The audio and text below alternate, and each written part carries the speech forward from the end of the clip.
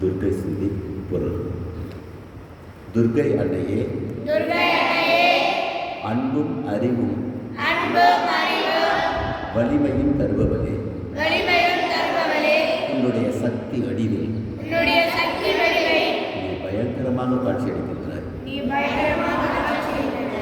ஓ உக்கிரமும் அழகும் உடைய அன்னையே, வாழ்க்கை போரில் இந்திய நாட்டு போரில் நாங்கள் முன்னால் ஏவப்பட்ட